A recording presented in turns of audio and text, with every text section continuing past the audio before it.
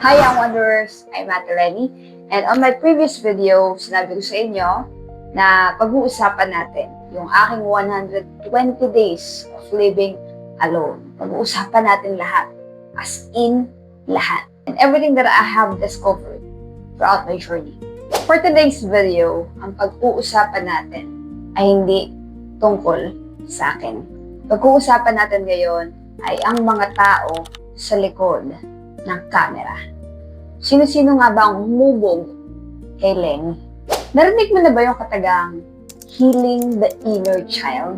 Minsan ba, sumagi sa isip mo na paglaki ko, bibilihin ko lahat ang gusto ko. Sounds familiar? Well, ako rin. When I was a kid, I used to live sa house namin sa Parañaque. That was my comfort zone. Kain, tulog. Pero despite of me being on my comfort zone, lagi kong napapatanong na, bakit parang may kulang? Gusto mong mag-Jollibee, pero wala kang pambili. Gusto mong gumala, pero wala kang pamasahe. Gusto mong i-invite yung mga classmate mo sa bahay nyo, pero baka magalit si nanay at tatay mo. Doon nag-start yung desire ko na magsarili.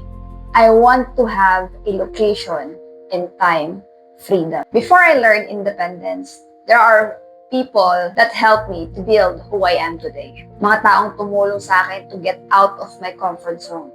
One of those people is yung isa sa kuya ko sa church. He taught me how to save. The age of 27, doon ko lang nalaman yung importance ng savings. Alam niyo ba, nakaka-addict mag-ipon.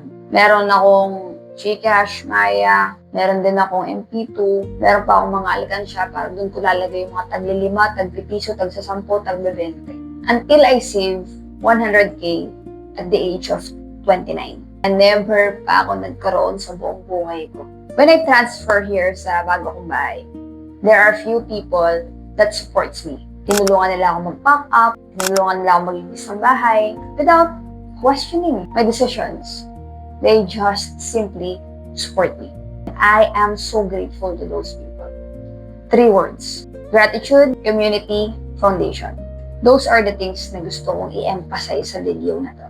Be grateful sa mga taong tumutulong sa'yo. Kahit maliit lang yan. Sa foundation naman, you should know kung bakit mo ginagawa yung isang bagay. For the hype lang ba? Community.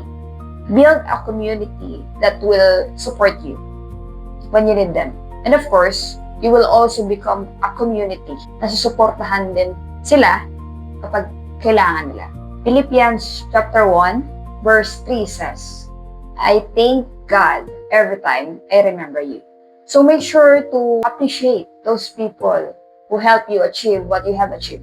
Remember them, thank them, message them. Those are the little things na hinihintay nila from you. Again, I'm Ate Lenny.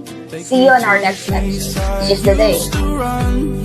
Remember the house where I